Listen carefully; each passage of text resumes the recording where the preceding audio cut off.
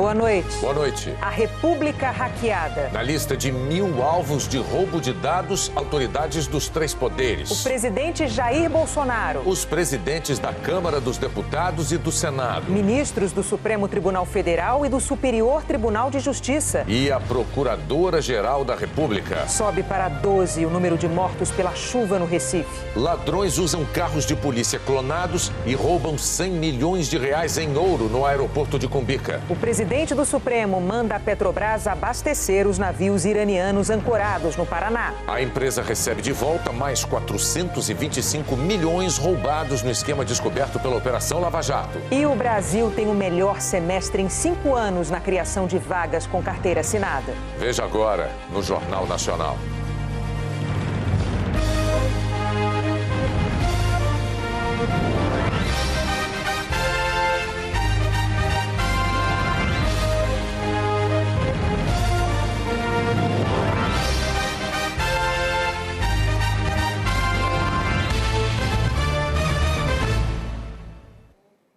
O Brasil tomou conhecimento hoje de alguns nomes de uma lista de 1000 alvos potenciais de roubo de dados.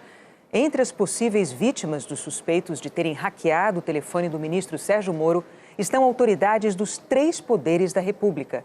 Os hackers teriam invadido os telefones dos presidentes da Câmara e do Senado, de ministros do Supremo e do Superior Tribunal de Justiça, da Procuradora-Geral da República e até o do presidente Jair Bolsonaro. O Ministério da Justiça e Segurança Pública divulgou a informação no começo do dia. Em nota, o Ministério afirmou que foi por questão de segurança nacional informado pela Polícia Federal de que aparelhos celulares utilizados pelo presidente da República, Jair Bolsonaro, foram alvos de ataques pelo grupo de hackers preso na última terça-feira, dia 23. E por questão de segurança nacional, o fato foi devidamente comunicado ao presidente da República. Os hackers invadiram 2 celulares do presidente. Segundo investigadores, apesar do ataque, não houve captura de dados. A Secretaria de Comunicação da Presidência informou que o Gabinete de Segurança Institucional, o GSI, disponibiliza ao governo federal, por intermédio da Agência Brasileira de Inteligência, um terminal de comunicação seguro, cabendo às autoridades optar pelo equipamento e operá-lo conforme suas necessidades funcionais. Esse terminal é um aparelho móvel, possui funções de chamada de voz e troca de mensagens e arquivos, criptografados com algoritmos de estado, não permite a instalação de aplicativos comerciais e pode realizar ligações sem criptografia, de acordo com a nota. O Gabinete de Segurança Institucional também afirmou que, preventivamente, considerando a complexidade do tema nos cenários nacional e internacional, publica recomendações e alertas de segurança à Administração Pública Federal, além de normatizações sobre segurança da informação e comunicações. E ressaltou que detalhes e desdobramentos sobre o assunto serão apurados pelo inquérito instaurado pela Polícia Federal. O presidente tem à disposição dele vários telefones, os chamados reservas, que ficam na mão de pessoas do entorno dele, estratégicas, o particular, o funcional e o desenvolvido pelo Serviço de Inteligência. Problema é que o alto escalão do governo, a começar pelo próprio Jair Bolsonaro, não segue as orientações da segurança. O Gabinete de Segurança Institucional diz que não tem como controlar telefones particulares. E, segundo fontes do Planalto, já estão sendo providenciados cuidados e possíveis alterações no sistema de comunicação, incluindo aí a mudança de números. Em Manaus, o presidente comentou o ataque aos telefones. Sempre tomei cuidado nas informações estratégicas. Essas não são passadas via telefone, então não estou nem um pouco preocupado se porventura algo vazar aqui do meu telefone aqui. Não vou encontrar nada que comprometa, por exemplo, o que estamos tratando com outros chefes de Estado, o tocante à Venezuela, as questões estratégicas para o Brasil. Isso é conversado pessoalmente em nosso gabinete. Perderam tempo comigo. O ministro Sérgio Moro avisou ao Supremo Tribunal Federal que ministros do STF e do Superior Tribunal de Justiça estariam entre as vítimas dos hackers. A lista de alvos dos hackers atinge autoridades dos 3 poderes e dos mais diferentes cargos.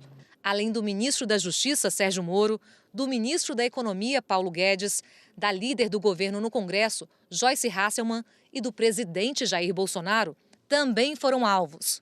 O presidente da Câmara, Rodrigo Maia, o presidente do Senado, Davi Alcolumbre, o ministro João Otávio de Noronha, presidente do Superior Tribunal de Justiça, e a Procuradora-Geral da República, Raquel Dodge. O Supremo Tribunal Federal foi avisado por Moro de que ministros da Corte foram alvos dos hackers. Os nomes não foram divulgados, mas Moro informou ter falado pessoalmente com os alvos e que mensagens SMS e do Telegram foram atingidas. O STF não vai comentar o episódio. O ministro do STJ, João Otávio de Noronha, disse que está tranquilo porque não tem nada a esconder e que pouco utilizava o Telegram. O presidente do Senado, Davi Alcolumbre, disse: embora tranquilo, pois não tenho nada a esconder, manifesto minha indignação com a invasão de minha privacidade e não posso deixar de reafirmar minha repulsa às atividades desses criminosos virtuais, pois elas também representam uma afronta aos poderes da República e à população brasileira. Alcolumbre afirmou: é o cidadão de bem que acaba ficando à mercê de grupos como estes, detidos pela Polícia Federal e que agem movidos por interesses desconhecidos, mas certamente escusos, pois se valem de meios ilegais e visam o próprio benefício. Combater este crime não é dever só da polícia. O legislador também deve colaborar com soluções e leis mais transparentes para o bem de todos. A Procuradoria-Geral da República informou que, apesar dos ataques de hackers, o telefone funcional da procuradora Raquel Dodge não teve dados capturados. De acordo com a nota, os ataques foram identificados no início de maio e que, ao analisarem o caso específico da Procuradora-Geral, técnicos da Secretaria de Tecnologia de Informação e Comunicação perceberam uma característica que chamou a atenção e que, posteriormente, foi um dos elementos centrais para se desvendar como se deram as invasões. É que, diferentemente de outros aparelhos que tiveram o aplicativo invadido, o de Raquel Dodge estava com a caixa postal desativada e que foram identificados ataques a aparelhos utilizados por 25 membros de todo o país do Ministério Público Federal. A apuração interna revelou que menos da metade foram efetivamente comprometidos. Quando foram descobertos os ataques, a PGR solicitou à PF a abertura de inquérito policial, com o objetivo de identificar e buscar a punição dos responsáveis pelos ataques, bem como a unificação das investigações em curso. O presidente da Câmara, Rodrigo Maia, ficou surpreso ao saber pela imprensa que foi hackeado. Oficialmente, disse que ainda não foi notificado. Agora à noite, a Polícia Federal divulgou uma nota em que esclarece que as investigações não têm como objeto a análise das mensagens supostamente subtraídas de celulares invadidos, que o conteúdo de quaisquer mensagens será preservado, pois faz parte de diálogos privados obtidos por meio ilegal, e que caberá à Justiça definir o destino do material, sendo a destruição uma das opções. Há 2 tipos de hackeamento, segundo os investigadores: a invasão ao celular e a captura de dados, e somente a invasão ao celular. Ainda não se sabe como se deu o acesso criminoso aos telefones de cada uma das autoridades que foram alvo do grupo. Os investigadores querem saber por que, em alguns casos, os dados eram roubados e, em outros, somente acessados. Segundo a investigação, o grupo fez mais de 5.000 ligações em que o número de origem era igual ao número de destino. Essas chamadas estariam relacionadas a 976 números diferentes. No caso do ministro Sérgio Moro, investigadores disseram que os invasores ligaram 3 vezes para o telefone dele, para que a linha ficasse ocupada. E, dessa forma, a mensagem com o código do aplicativo fosse encaminhada diretamente para a caixa postal. De acordo com a Polícia Federal, para ter acesso ao código enviado pelo aplicativo Telegram por mensagem de voz, o invasor edita o número chamador, origem da chamada, para que ele fique igual ao número telefônico alvo da invasão explorando uma vulnerabilidade da rede de telecomunicações, que é comum a todas as operadoras. As chamadas em que o número de origem é igual ao número de destino são direcionadas diretamente para a caixa postal, sem necessidade de inserção de senha para acesso ao conteúdo das mensagens gravadas. Em uma rede social, o ministro Sérgio Moro falou hoje sobre essa fragilidade detectada pelos investigadores. Pelo apurado, ninguém foi hackeado por falta de cautela. Não se exigia nenhuma ação da vítima. Não havia sistema de proteção hábil. Há uma vulnerabilidade detectada e que será corrigida graças à investigação da Polícia Federal. A vulnerabilidade foi explorada por hackers criminosos e pessoas inescrupulosas. Ainda de acordo com o ministro, as centenas de vítimas, autoridades ou não, que tiveram a sua privacidade violada por meio de crime, serão identificadas e comunicadas pela Polícia Federal ou pelo Ministério da Justiça. 4 suspeitos estão presos temporariamente. Walter Delgatti Neto, conhecido como Vermelho, Danilo Cristiano Marques, Gustavo Elias Santos, o DJ Guto e a mulher dele, Suelen Priscila de Oliveira. Gustavo foi levado à Superintendência da Polícia Federal para ser ouvido pela 2ª vez, mas o depoimento foi remarcado para amanhã. O advogado disse que Gustavo é inocente e relatou que o suspeito contou à polícia. Foi apresentado para ele uma tela de computador com o nome de algumas pessoas. Ele se recorda tão somente, claramente, do nome do ministro Sérgio Moro, à época juiz, né? A Polícia Federal ainda está analisando dados e o material da busca e apreensão para decidir qual será o enquadramento criminal dos suspeitos. Ontem à noite, o advogado do DJ Gustavo Elias Santos e de Suelen Priscila de Oliveira deu uma entrevista. Segundo o Ariovaldo Moreira, o DJ afirmou em depoimento que Walter Delgatti Neto pretendia vender ao Partido dos Trabalhadores os dados que roubou por hackeamento.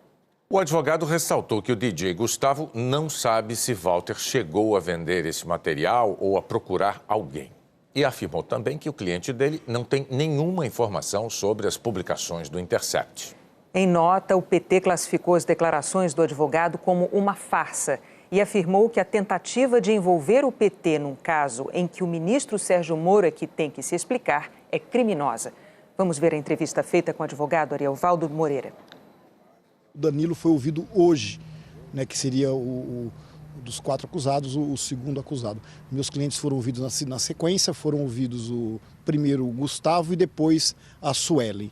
E com relação ao Gustavo, é exatamente o que eu havia narrado para os senhores. Ele confirma que o Walter tinha realmente, ao menos, informações acerca da conta do do Telegram do juiz Sérgio Moro. Ele tinha essas informações.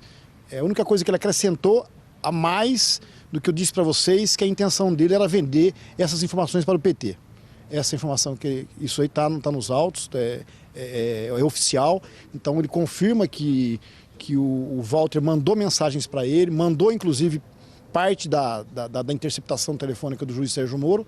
E a intenção, segundo ele, o meu cliente, ele dá conta de que o Walter disse a ele que a intenção era vender esse produto, essas informações, para o Partido dos Trabalhadores. Mas vocês falaram algo sobre os depósitos? Sim, na verdade não é um recurso que ele tinha de R$400 mil na conta corrente. Isso aí é um dinheiro que circulou na conta dele num determinado período. Então ele mesmo explicou que ele fazia as aplicações lá no Bitcoin, esse tipo de moeda virtual, e depositava o dinheiro, sacava o dinheiro, mas na verdade o movimento dele, ele declara o movimento dele na ordem de R$200 mil. E da esposa, da Suelen? É ele que movimentava a conta dela, era ele que movimentava. Ela muito pouco sabe, ela não sabe nem detalhes acerca da moeda virtual, como funciona, como opera. Ele operava em nome dela e usava a conta dela. Mas ele vendeu? Ele chegou... Não. Ele chegou a procurar alguém? Não, o meu cliente não sabe, não tem essa informação. A única coisa que meu cliente narrou, é que o Walter disse para ele a intenção de vender isso para o Partido dos Trabalhadores. Se ele vendeu, se ele não vendeu, se ele entregou esse material gratuitamente para alguém, isso nós não sabemos. Doutor, e ele sabe explicar como é que essas informações chegaram ao editor gringo? Não sabe dizer. Não sabe dizer. O que ele sabe é que o Walter tinha realmente as interceptações do juiz Sérgio Moro. Também não sabe dizer se foram vendidas para eles. Não sabe o destino que ele deu. É que, na verdade, o Walter é uma pessoa muito difícil, entendeu? Uma pessoa que, no primeiro momento, para vocês terem uma ideia, o Gustavo não acreditou. Quando ele encaminhou para ele parte das conversas. Ele não acreditou. Aí, num segundo momento, que além das conversas do juiz Sérgio Moro, ele apresenta outras pessoas interceptadas, que segundo consta, que segundo o Walter narra, foi ele que interceptou. Foi o Walter que invadiu essa conta, é isso? Não posso afirmar. O meu cliente disse que ele apresentou isso para ele, mas se foi o Walter que invadiu, eu não tenho essa informação. Em nota, o Partido dos Trabalhadores classificou a menção ao partido como uma farsa e afirmou que, na véspera da eleição presidencial de 1989, a Polícia Federal vestiu os sequestradores do empresário Abílio Diniz com camisetas do partido antes de apresentá-los à imprensa. A nota afirma que o ministro Sérgio Moro é responsável pelo que o PT chamou de farsa judicial contra o ex-presidente Lula e que comanda agora um inquérito da Polícia Federal com o claro objetivo de produzir mais uma armação contra o partido. A nota também diz que as investigações da PF sobre as pessoas presas em São Paulo confirmam a autenticidade das conversas ilegais e escandalosas que Moro tentou desqualificar nas últimas semanas. O Partido dos Trabalhadores diz que o ministro está acuado e que repete, abre aspas, seus conhecidos métodos, prisões espetaculares e vazamentos direcionados contra seus adversários, fecha aspas. O Partido dos Trabalhadores diz também que é criminosa a tentativa de envolver o PT num caso em que é Moro que tem que se explicar e em que o maior implicado é filiado ao DEM. A nota diz ainda que o PT tomará as medidas judiciais cabíveis contra os agentes e os responsáveis pelo que chama de farsa. E que quem deve explicações ao país e à justiça é Sérgio Moro e não quem denuncia seus crimes. No site do Tribunal Superior Eleitoral, o preso suspeito de hackeamento Walter Delgatti Neto aparece como filiado ao Partido Democratas. O DEM anunciou a expulsão de Walter Delgatti Neto. O partido declarou que não pode se responsabilizar pelas atitudes dos filiados e que condena o cometimento de irregularidades por quem quer que seja. O advogado de Walter Delgatti Neto afirmou em nota que assumiu a defesa do acusado ontem. Nós perguntamos se o cliente dele, de fato, tinha afirmado que queria vender as mensagens para o PT. Ele respondeu que a investigação era bem complexa, que por hora não poderia dar mais informações e que era preciso aguardar os próximos acontecimentos. Nós não conseguimos contato com a defesa de Danilo Cristiano Marques, que também foi preso na terça-feira. Agora, uma correção. Ontem, no Jornal Nacional, nós lembramos que o site Intercept tem divulgado diálogos no Telegram atribuídos ao então juiz Sérgio Moro e a procuradores da Lava Jato. Nós dissemos que o Intercept afirmou ter recebido os diálogos de fonte anônima e que o site sempre negou que essa fonte fosse um hacker. Ontem mesmo, depois da reportagem do JN, o Intercept enviou para a gente uma nota pedindo que nós publicássemos uma errata. Na nota, o site afirma que a informação que nós publicamos é falsa. O Intercept diz que a edição do JN, abre aspas, informou equivocadamente ao público que negamos que a fonte fosse um hacker, fecha aspas. E a nota do Intercept acrescenta, abre aspas, nunca negamos, porque não comentamos assuntos relacionados à fonte, exatamente como nos garante o princípio de sigilo que consta na Constituição Federal. Fecha aspas. Está feito o esclarecimento pedido pelo site Intercept. O Ministério Público Federal devolveu à Petrobras mais 425 milhões de reais recuperados pela Lava Jato. O dinheiro é resultado da repatriação de valores de 3 condenados e de acordos de leniência. Em 4 anos, a Lava Jato já recuperou 3 bilhões e 800 milhões de reais. A Polícia Federal cumpriu hoje mandados de busca e apreensão em 3 estados numa investigação do uso de empresas fantasma no desvio de pelo menos 40 milhões de reais. Esse suposto esquema teria funcionado num contrato da CEMIG, a estatal de energia elétrica de Minas Gerais, com uma empresa de energia eólica. A Justiça Federal decretou a quebra do sigilo telefônico do ex-governador de Minas, Fernando Pimentel, do PT. De acordo com as investigações, parte do dinheiro desviado foi para pessoas ligadas ao PT de Minas e da Bahia e ao PSDB mineiro. A Polícia Federal citou ligação de algumas dessas pessoas com o deputado federal Aécio Neves, do PSDB. O ex-deputado federal Gabriel Guimarães, do PT mineiro, foi um dos alvos dos mandados de busca e apreensão. O ex-governador de Minas, Fernando Pimentel, afirmou que o inquérito cuida de fatos anteriores ao mandato dele e que não faz a menor ideia por que está sendo incluído na relação de investigados. A CEMIG declarou que está em total colaboração com as autoridades e que também tem interesse na rápida evolução das investigações. O PT não se manifestou sobre a operação. O PSDB de Minas e a assessoria do deputado federal Aécio Neves não quiseram se manifestar. Nós não conseguimos contato com o ex-deputado federal Gabriel Guimarães. A seguir, o presidente do Supremo manda a Petrobras abastecer navios iranianos ancorados no Paraná. Assaltantes roubam ouro no aeroporto de Cumbica.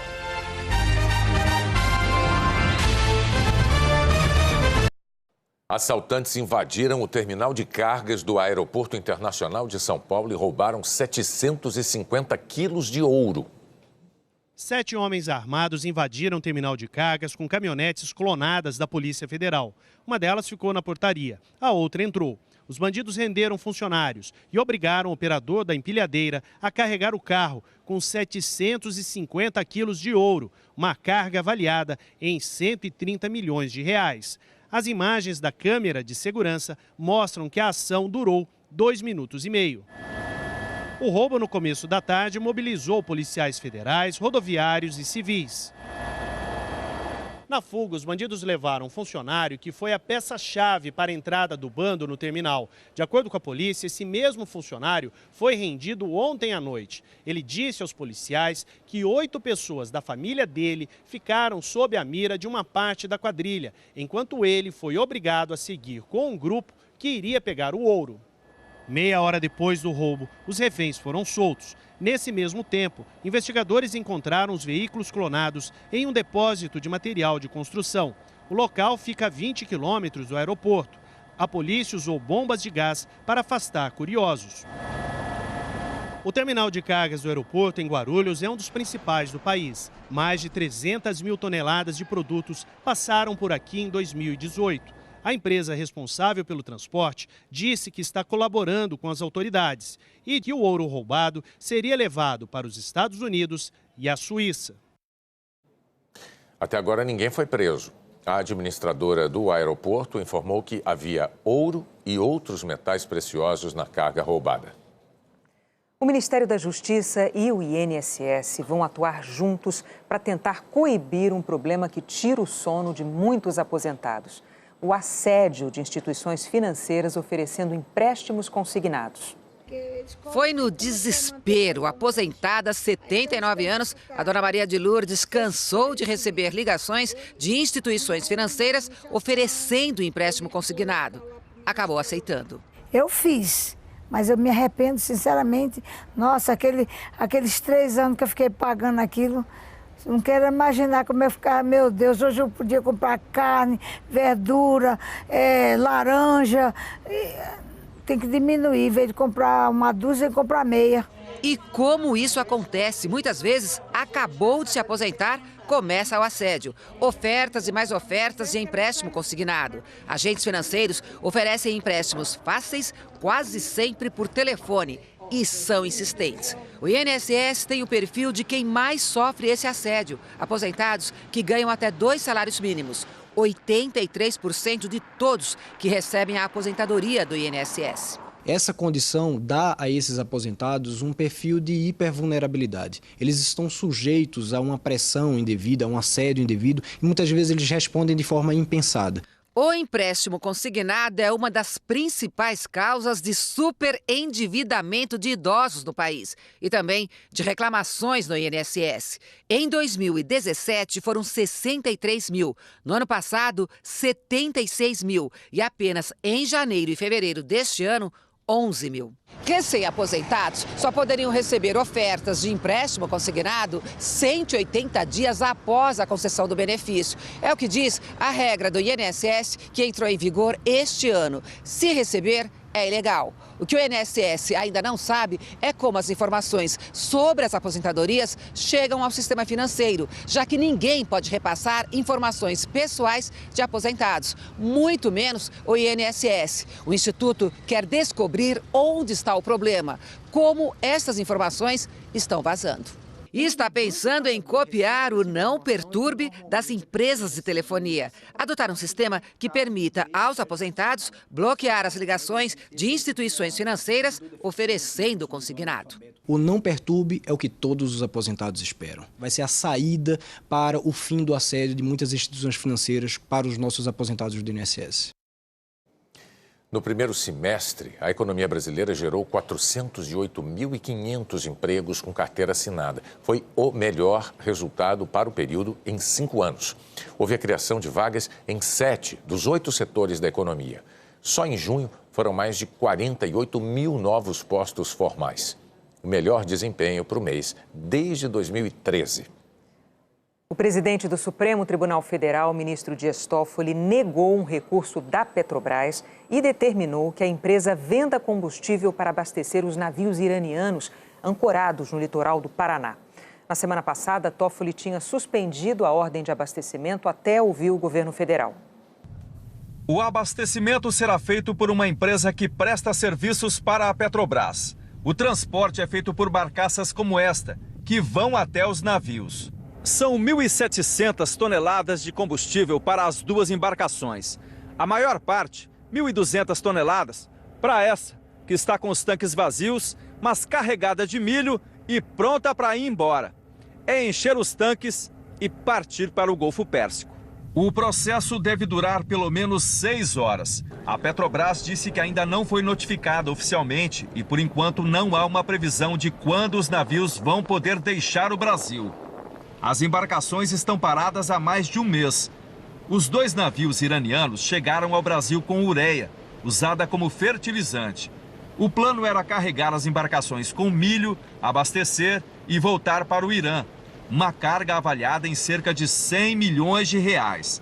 A Petrobras disse que não podia vender o combustível para a empresa brasileira que contratou os navios, a Eleva Química. Segundo a estatal, os navios estão na lista de sanções dos Estados Unidos ao Irã e a Petrobras poderia sofrer retaliações. A Eleva Química entrou com um pedido na Justiça do Paraná e conseguiu uma decisão provisória determinando o abastecimento dos navios. A Petrobras recorreu ao Supremo Tribunal Federal e o ministro Dias Toffoli suspendeu a liminar para antes ouvir os argumentos da Procuradoria-Geral da República e do governo federal. Ambos entenderam que a Petrobras não tinha a obrigação de fornecer o combustível.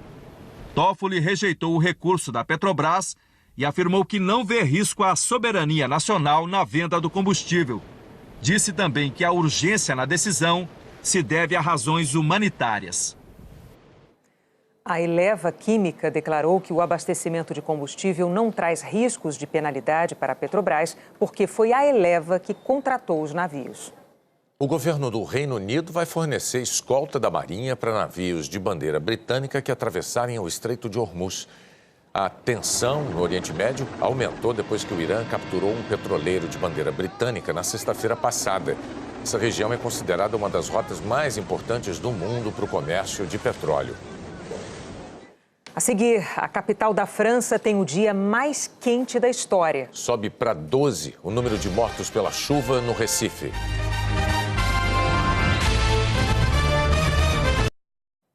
Hoje faz 6 meses que a barragem da Vale se rompeu e matou 248 pessoas em Brumadinho. Parentes e amigos homenagearam as vítimas da tragédia. Ao 12h28, fizeram 1 minuto de silêncio. Em seguida, soltaram balões com mensagens e orações. Às margens do rio Paraopeba, que corta a cidade, houve protestos e homenagens. Os moradores jogaram pétalas de rosas brancas e bombeiros soltaram no rio pequenas jangadas de bambu representando os 22 desaparecidos. Subiu para 12 o número de mortos pela chuva na região metropolitana do Recife. Os bombeiros não descansaram até encontrar o corpo de Maria Eduarda dos Santos, de 21 anos. Estava grávida de 8 meses do primeiro filho. O marido dela acompanhou a procura de perto, em cima do trator que removia a lama. Pai e 3 irmãos de Sivonaldo morreram soterrados. A mãe está na UTI. Hoje, muito emocionado, ele foi liberar os corpos no IML. Agora eu vou enterrar eles todos no interior, que foi de onde nós viemos, e vou passar um tempo lá com a minha mãe. Não posso deixar ela sozinha. Em Olinda, muitas ruas ainda continuam alagadas. De acordo com a Defesa Civil do município, dezenas de casas estão em risco por causa desta barreira. 4 cidades de Pernambuco estão em situação de emergência: Igaraçu, Abreu e Lima, Vicência e Goiânia. Os alagamentos expulsaram 1.200 pessoas de suas casas. Quem não tem onde morar veio para abrigos improvisados. Neste aqui, em Olinda, os vestiários do estádio municipal recebem 15 famílias. Gente que viu a água destruir o pouco que tinha, mas que não perde a esperança. Eu estou feliz porque eu estou com vida. Meu filho está com vida, meu neto está com vida. Esperando a hora de voltar para casa. Não vejo essa hora chegar. É hora da previsão do tempo, começando pela região metropolitana do Recife. Maju, boa noite. Oi, Bonner. Boa noite para você, para Renata e para todos. Olha, Bonner, apesar de ser pouca, a chuva no leste de Pernambuco ainda merece atenção, pois o solo continua encharcado por lá. Chove até domingo no Recife e faz entre 27 e 28 graus de máxima. Cesta de chuva em Maceió, João Pessoa, Boa Vista e de pancada mais isolada em Manaus. Vamos dar uma espiada aí nas nuvens que estão rondando o leste do Nordeste e o sul do país. Elas são diferentes. Lá no Nordeste, a gente tem as chamadas nimboestratos, mais baixas, que provocam aquela chuva contínua. Já no sul, as nuvens são do tipo peso pesado, né? As famosas cumulonimbos, extensas e carregam dentro de si raios, rajadas de vento e granizo. São estas nuvens aqui pesadas que devem engrossar os temporais em áreas aí dos 3 estados do sul amanhã.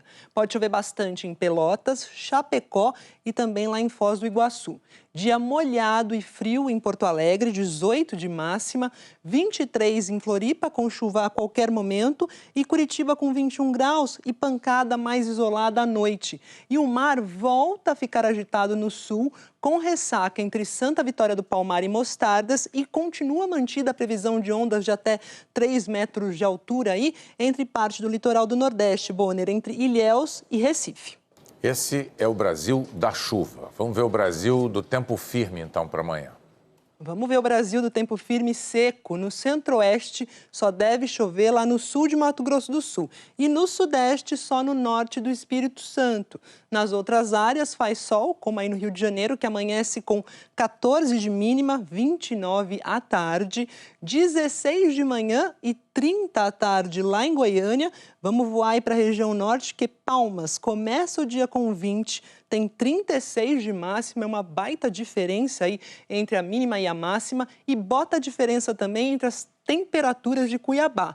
Hoje foi a tarde mais fria do ano. E ontem, fez 23 hoje, e ontem foi a segunda tarde mais quente do ano, com 37 graus.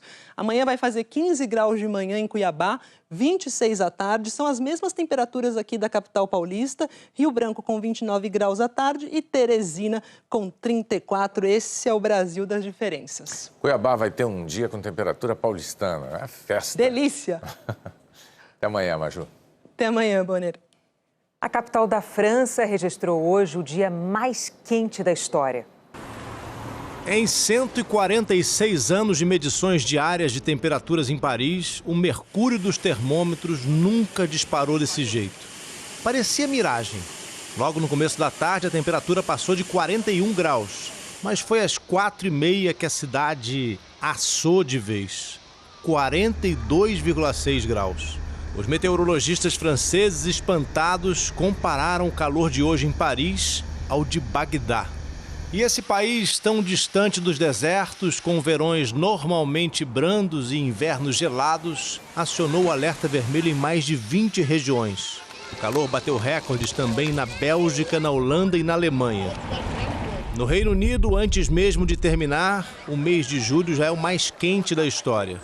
Pelos registros históricos, a última vez em que Paris passou dos 40 graus foi mais de 70 anos atrás, em 1947. E mesmo assim, não foi tão quente quanto hoje. E num dia como esses, qualquer aguinha, mesmo que seja uma imagem lá no fundo, já dá uma enorme sensação de alívio.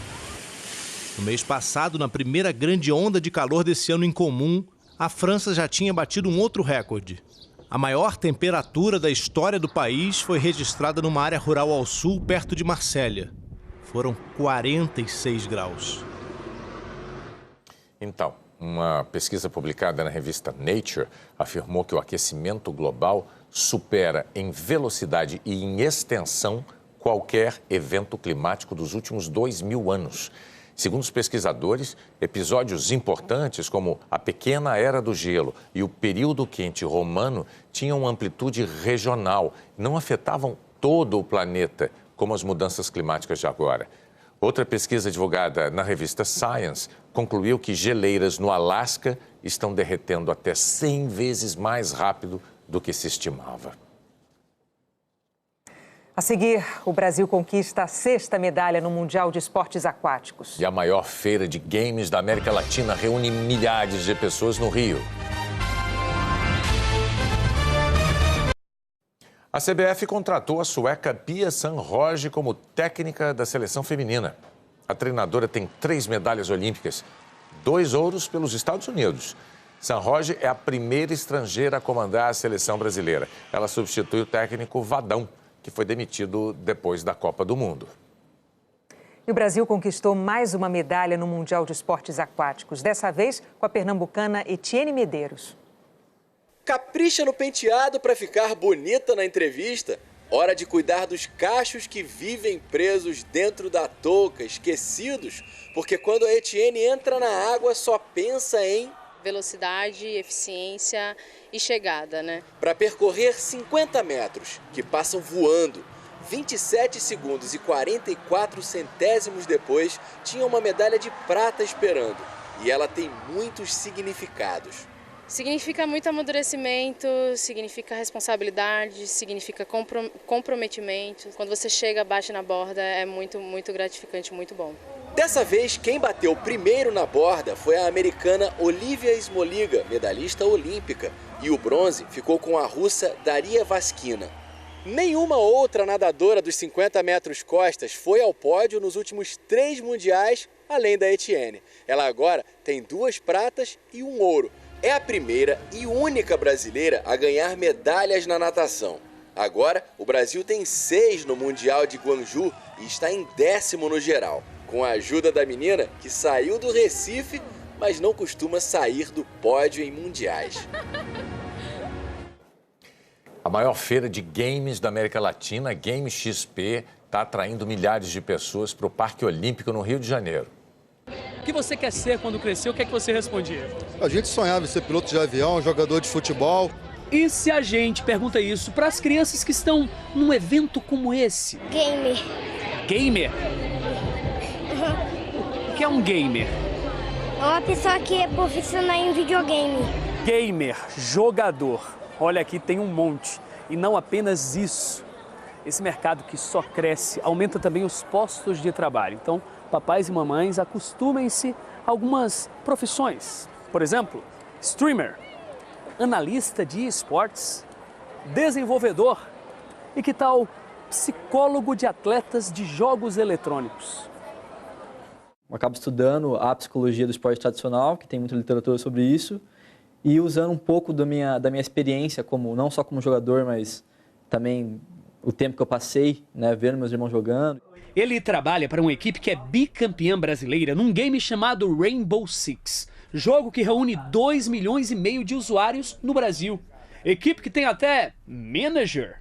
O manager nada mais é, fazendo a tradução do português para o inglês, do que gerente. Simplificando, a minha função é, no caso, blindar os jogadores, zelar por eles, a imagem deles, obviamente, nas redes sociais. tem molecada sustentando a família. Jogadores profissionais das maiores equipes do mundo chegam a faturar mais de R$1 milhão por mês. Esse cara de cabelo loiro que não para de tirar fotos e faz os meninos pularem de euforia ao vê-lo é Guaxinim, streamer. Ele joga para as pessoas assistirem. Você vive do que você faz? Vivo. É incrível, né? Muito louco pensar isso. Que eu vivo de uma coisa que eu fazia brincando quando era criança. Ver estrelas dos games é uma das incontáveis razões que trarão 100 mil pessoas de hoje até domingo ao Parque Olímpico do Rio. Aqui se faz negócio, se joga, se assiste campeonato e, principalmente, se diverte. O Parque de Diversões, por exemplo, reproduz cenários e brinquedos que estão em jogos eletrônicos. Coragem, paz! O presente e o futuro dos filhos pode parecer brincadeira, mas é, no fundo, um grande e divertido negócio. Depois de Lady Night, tem o Jornal da Globo. Boa noite. Boa noite para você, até amanhã.